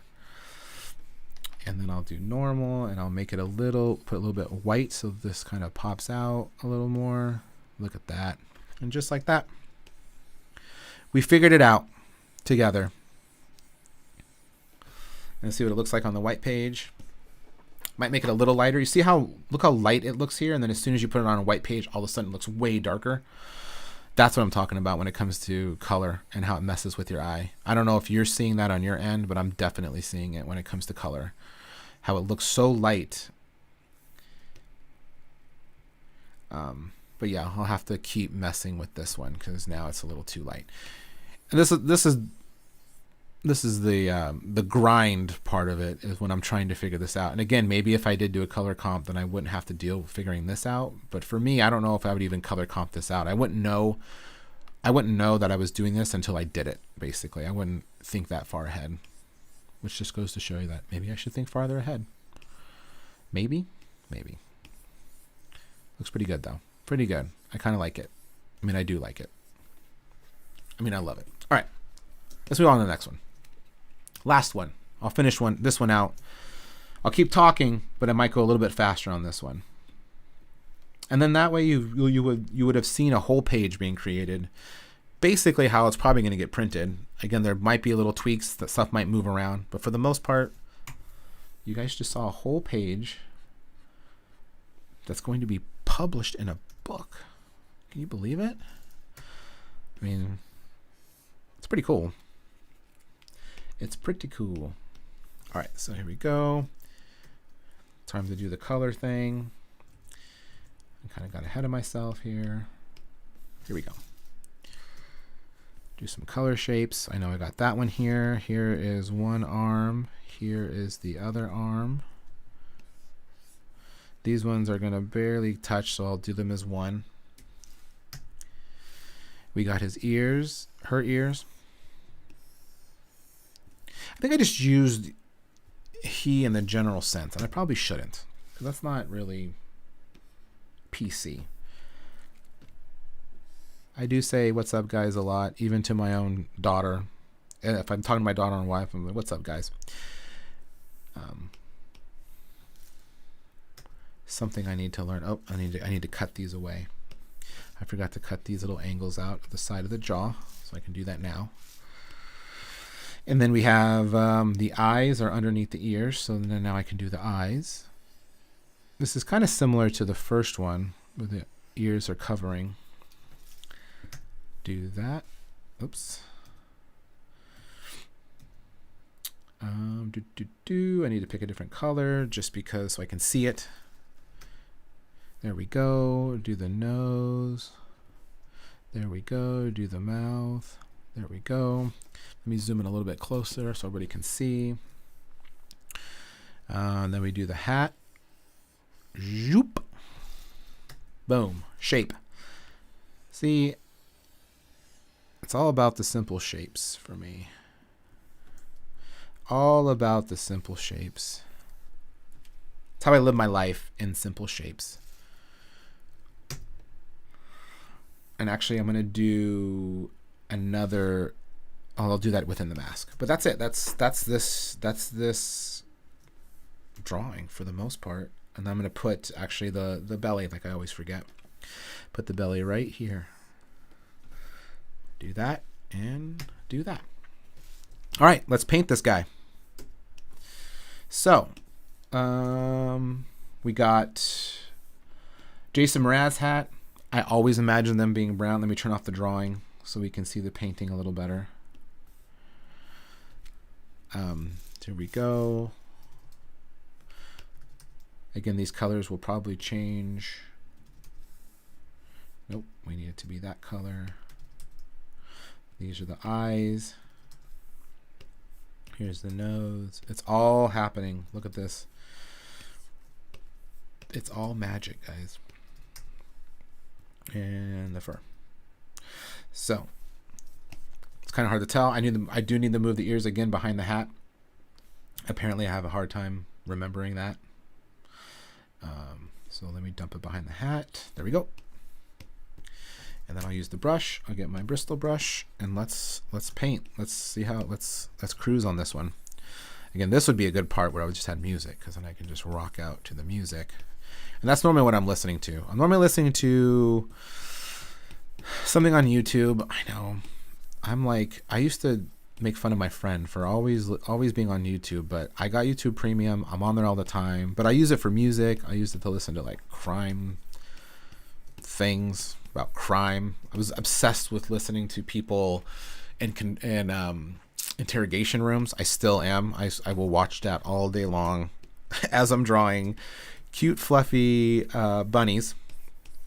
I am listening to stories about murder. So yeah, apparently I can differentiate from the two, unless like subliminally I'm putting in stuff and Janet's not telling me. That's like gore in some of these kids books that shouldn't be there, that I'm just doing because I don't even know that I'm doing it.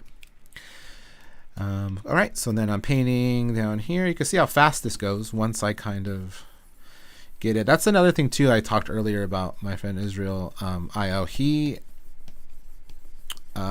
awesome, by the way. He's art directing some cool shows. His style is awesome. I'm a huge fan of his.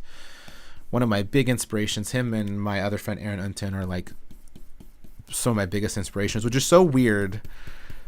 I guess it's weird, but to have people who you are friends with also be inspirations, I mean, that's a good thing, right? Like, you want to be inspired by the people you are surrounding yourself with.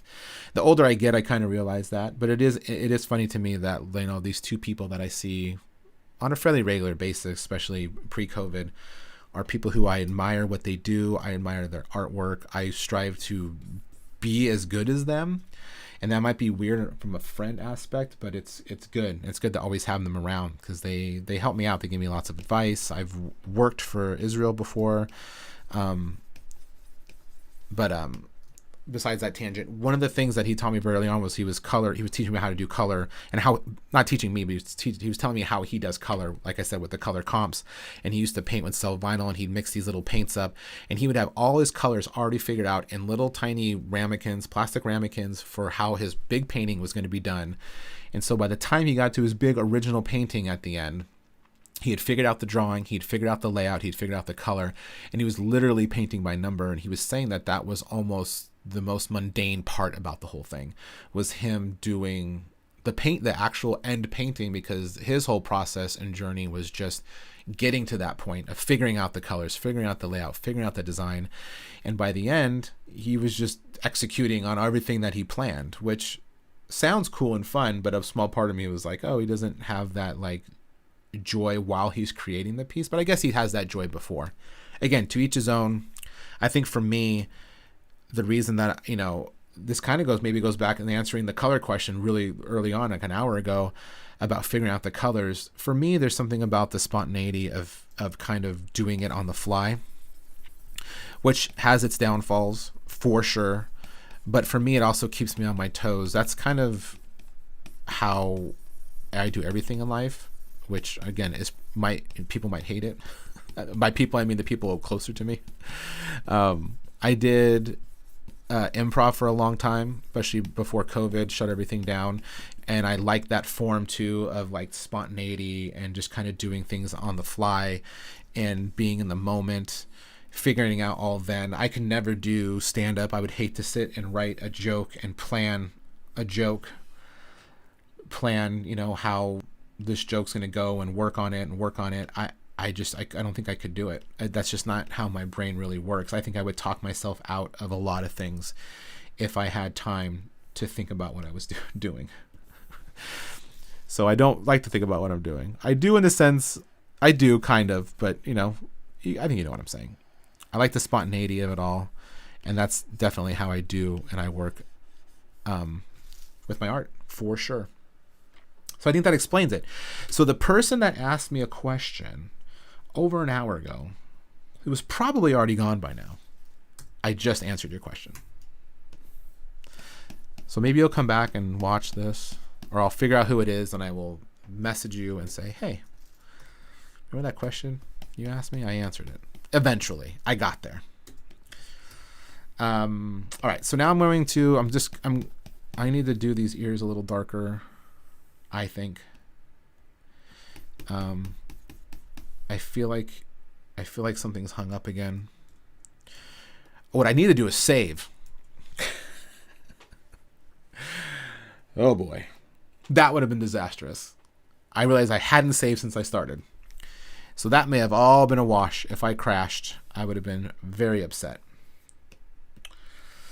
Yikes. Okay. But it's fine. Everything's fine, guys. Everything's fine. There we go. So I'm just kind of adding a little bit of darkness to... And you'll probably hear it more than anything. And I hope you hear, okay, I tested this mic a couple times. I hope the sound and everything is good. It's kind of cool. I had this nice mic for a long time, and now that I get to use it, hopefully you're hearing me a little clearer than you would if it was just using my webcam. I'm also using a different camera than my Mac camera. So, so hopefully all this stuff is all right. Here we go. Still trucking, still doing it. Here's the ears. I'm doing the mouth. I'm color picking. You'll see me kind of jumping back and forth. Picking this hat, brush. I will kind of rotate it a little bit just to get a little bit of more of a natural arm movement here. Here we go. Kind of doing the hat. That's a very Jason Mrazzi hat. I keep mentioning him because I'm a huge fan of him, because I'm a huge nerd. And I get made fun of on a regular basis for being a fan of him. But you know what? Be a fan of what you want to be a fan of. Who cares? If you like something weird, who cares? Not that he's weird. But, is it mainstream? I don't know. Who knows? Who knows? And hopefully I'm getting all of these chat messages. I have a multi-chat thing open, so I'm definitely seeing the Twitter chat. I don't know if I'll ever see anything from YouTube, or if Facebook is even doing anything at all. I'm just going to check real quick to see if it's even live streaming anything, which I don't think it is. I'll figure that out next time. Okay. So we're almost done here, guys. Kind of just wrapping it up. I got a little more time. I think we can do this. I think this is actually gonna. This wouldn't happen normally. I think I picked a little bit of an easier one in case I was talking a lot.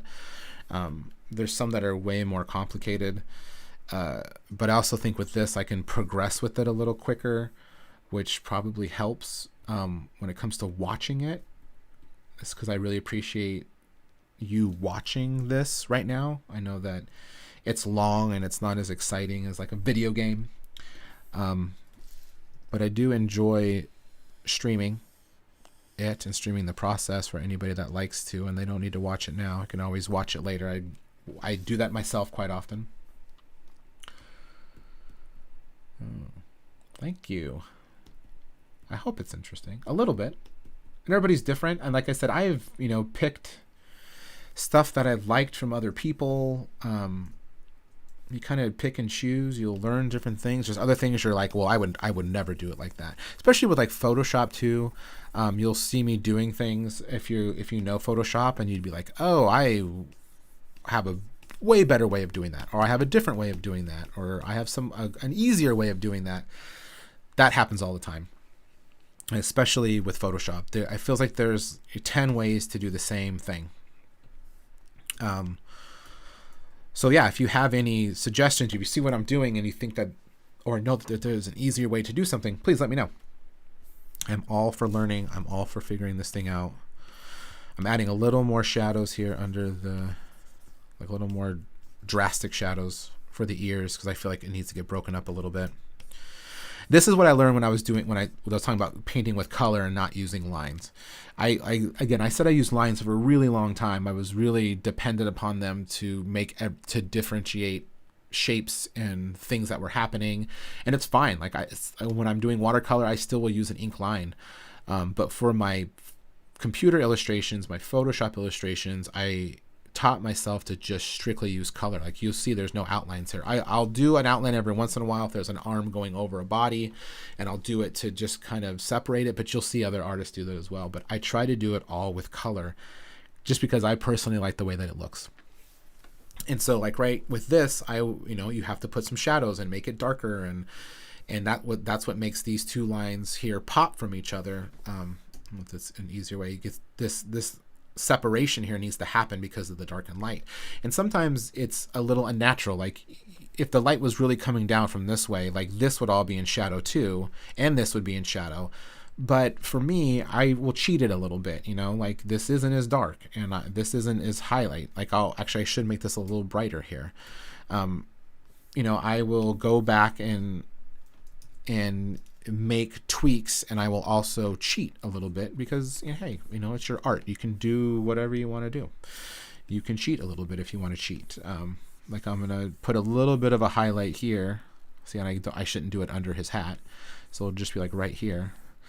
It kind of gets lost a little bit, but I can also do it right here, and that's also gonna break it up just a little bit more. And I'm using a really light touch here just to kind of get it.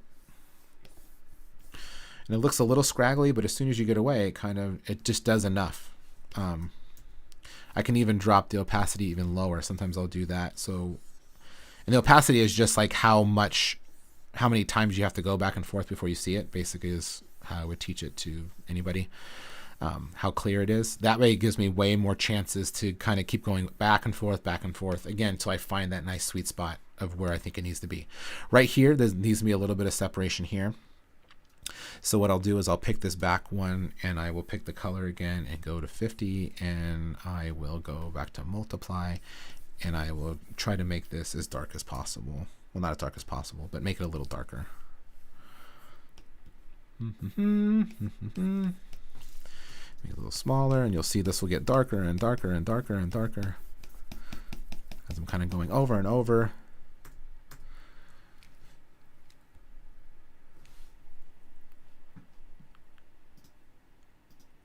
Oh no, am I offline? Did it just go offline? Oh, I'm back on. That was scary. It just said offline. Freaked me out. Anyways, I'm not offline yet. I'm almost done. Let's finish this up. That was a sign. That was a sign to finish it up. All right, so there we go. Let me add some whiskers. Scaring me here. Scaring me. Let me add this little bit of texture to this belly here. And then I will go in and I will pick the nose. Pick the nose. Oh, come on, guys. I'm doing the best I can. I thought it wouldn't be hard to talk this much, but it's a little hard sometimes. I can probably talk about other things rather than teaching. There's some whiskers. We got the eye color a little bit. We got that creamy color for her eyes. Now we just need to do the back. Oh, we gotta do some fur. A little fur texture. So I will do that too. I will get the Bristol Buddy, make it a little bit smaller, pick that, and just start putting some fur on there. A little bit of texture. Should probably do more than just the 2 lines all the time. Maybe 3. Change it up. Nope, I don't want to go across the eye like that. And then I will put some fur here. Just randomizing it. Doesn't need to be perfect. I can take any of these away. And there we go. This mouth's a little funky. This is what I'm talking about with the shape again. Let me go in here and tweak this before I do the background, and then we'll call it a day. I will go and I will pick a brush, and I can actually go into this shape right here, and I can change the shape and it won't mess with the color, and you'll see what I'm doing it. Like I can erase this a little bit, see, and then boom. Just make that shape a little better. Again, maybe something you didn't notice, but I noticed it. I wanted it to be, right now it looks like the mouth is a gape. If I kind of do it a little tighter, it'll look more like a frown. Then yep, that's it. You just kind of know. And then actually for this hat, I do want to add a little bit. I want to add a little bit of detail. So what I'm going to do is I am going to pick the hat color, like this little bright color here. I'm using a color picker. I will use this Mr. Natural. Actually, I'll use something even a little rougher, this rough line detail. And I'll kind of just see about kind of going over it to kind of give it this like hatched look. And I'm using it in a mask, so that way, I don't know if I should go this way too. Let's see. Let's look at that. No. I think maybe just the one way would be good. And just kind of, you know, oops. See, that's what I'm talking about. I didn't angle it so my hand wasn't doing happy things. So this feels way better if I'm doing it this way, because I can do that natural arc of my elbow to my hand. See, and then I'll put some like this and like this, and then I'll even do it here too. And I'm doing this all on that same kind of mask layer that I was talking about before, where it won't draw anything outside of that. All right, and then let's do a color behind. Let's do a color behind. And I'll go back. I will group all this stuff again, like I did before. Again, I'm super crazy about this stuff. It's got to all be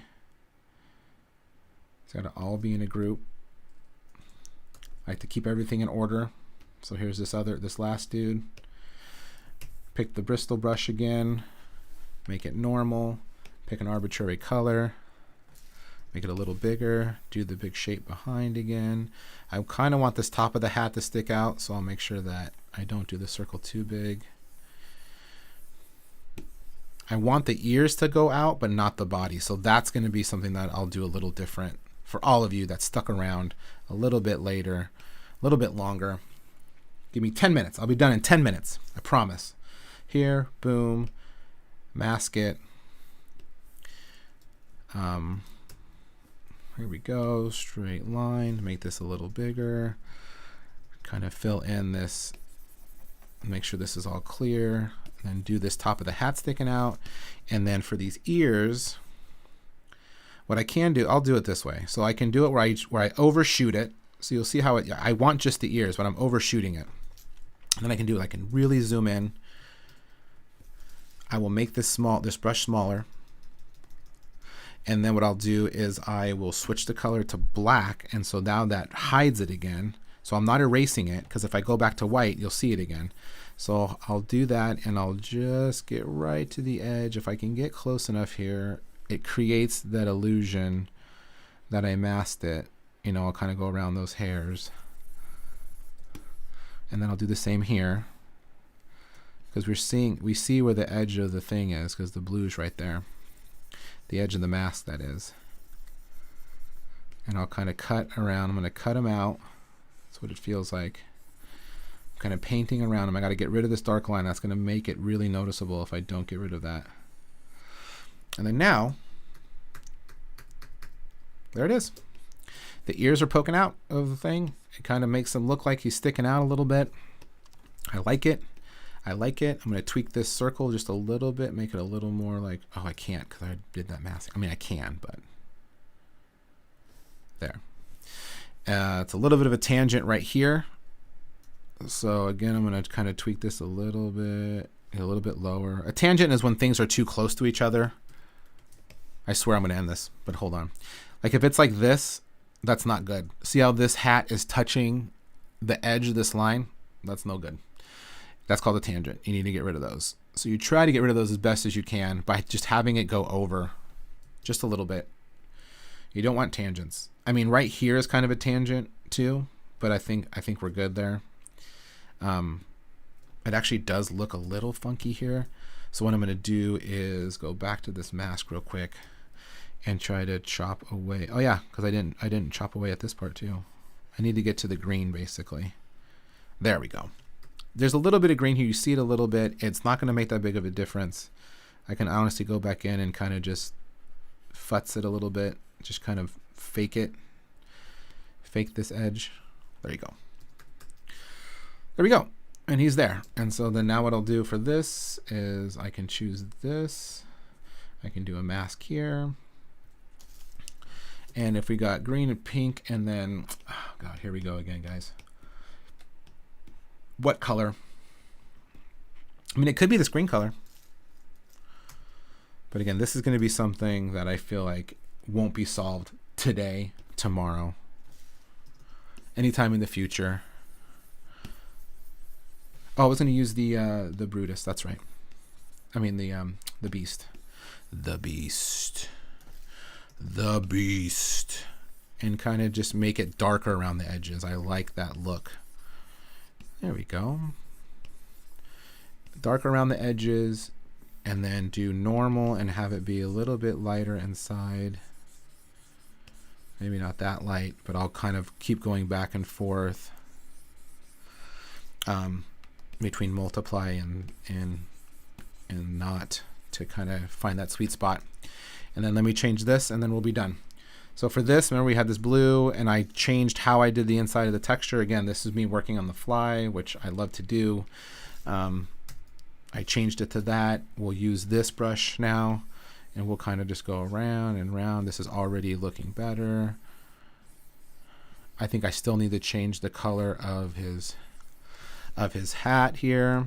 So let's do that, and then we're going to call it a day. So this is that stripe. So I'm going to do that hue saturation thing that I did before. And I can just change the color of the stripe into something. Oh, no, it's going to do the whole hat. Son of a gun. All right. I'm going to take this away. Boom, boom. I'm going to have to paint it in there. But I'm thinking, I don't know why I'm thinking yellow, but I'm thinking yellow. So let me just do this real quick. Even a green would work. Let's see. Let me look at it from afar. Or just something dark. Just something to make it. There we go. That might be it. All right, guys. I think this is going to be it. I feel pretty good with where this is at. Again, this is me futzing around with this stuff forever because it will be never ending. But let me move this over. There we go. This looks pretty good. Couple hours, maybe a little bit over. But this is it. This is, I'm not looking up because I'm looking at the monitor, but this is it. This is basically how I do a page from beginning to end. You saw the whole stinking thing. I may go back in here and tweak a little bit, but this is basically what it's going to look like when you get it. I'll probably move stuff around when we start putting copy in there, but you saw from the sketch to the to how I build it with the shapes and then painting it. And now we have 3 cute little Harriets trying on different hats, and none of them really fit. So thanks, Aaron. Again, I might do a little bit color things, but this is basically how I've been doing the book. And this is, I do a little more detail, but this is, yeah, oh, Kurt's in here. Hello, Kurt. This story, Janet finished it. It's a fantastic story. It's probably one of my favorites that she's done. I can't wait to illustrate the rest of it. It has a really good message about fitting in. I get to draw the bunny in even more hats than this, trying to fit different hats. But this is that was my process.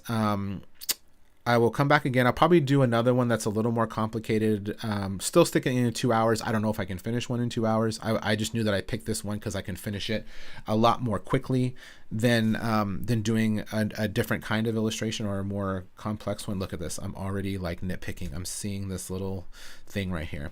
Anyways, so this whole thing is never ending. There's always something I'm gonna find. I'm gonna fill in the shape right here. I'm gonna try to do it, but yeah, it's never ending. I just hope you learn something from it. And no, it's not painting it, but that's good.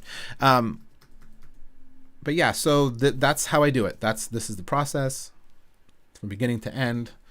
And yeah, you're right. I should scrap it. Just delete the whole thing and start over. But I can do this too real quick, if I group all this together, I can turn all of these off and then just turn on the sketches. And that's what I started with when I started this 2 hours ago. This is all I had. And then all of a sudden, I turn it into this, which is kind of crazy. But yeah, I hope you enjoyed the stream. Again, I'll be doing it again. If there was anything with the you got the best part, Kurt. Doesn't matter. I'm glad you're here just to begin with. But if like the audio was bad, if there was anything with the video, if it was choppy on whatever you're listening to, please let me know so I can fix these problems. I'm still pretty new to this. I'm getting like a red square on my thing. I think I might be pumping it out at too high of a res. I don't know. All this tech stuff. I'm still trying to figure it out. But yeah, please let me know feedback if there's anything technically, or if you have any questions about how I did any of this, please let me know. The book will be available in, I'd say, a couple months, but there's already 2 other books, Nugget the Nomad and Busy the Bee. Got it right here. Are they backwards? Oh, they're backwards. Oh, I know how to fix it. Boom. Busy and Harriet books are already out. They're at JoyWorksNetworks.com. There's the link there. Yeah, I know. I was making a joke. I could turn the camera around. Watch this. Oh, let's see if I can do it. I'll do it right here. Boom. I did it. I think I did it so that way when I'm pointing to the screen, I can, because I would be pointing this way, but I really got to point this way. But up's still up. Up's always up. Anyways, here are the books. These are fully illustrated. This one's the next one I'm working on. There's a bunch more coming out. So go to JoyWorksNetworks.com. You can follow JoyWorks Networks on Instagram. You'll see posts of stuff that I do, as well as like a lot of just positivity coming from their Instagram, which is awesome. And then there's also Artbyryan.com and my Instagram. If you want to follow me, I post pictures of art and my kids. Yeah. Up's always up. Yeah, up's always up. Lesson learned. But thank you again for joining me. Especially the beginning was a little rough. Sorry if I'm a little long-winded. I may have repeated myself quite often, but I really enjoyed this, and I will be doing it again as long as it's okay for me to show you guys pages for a book that's not even done yet, which is kind of cool. What do the kids say? Smash that like button. Subscribe. What's another one? You guys in chat, what's another thing I can say? I don't know. Yeah, anyways. Thanks, Flex with Rex. That was awesome. Thanks for coming. I know you can jump in and out anytime. And I know all my fellow artists who came in here. Thank you guys so much for joining me and watching the process. Thanks again. We will see you soon. Maybe as early as next week. But again, thanks for watching, and I will see you next time.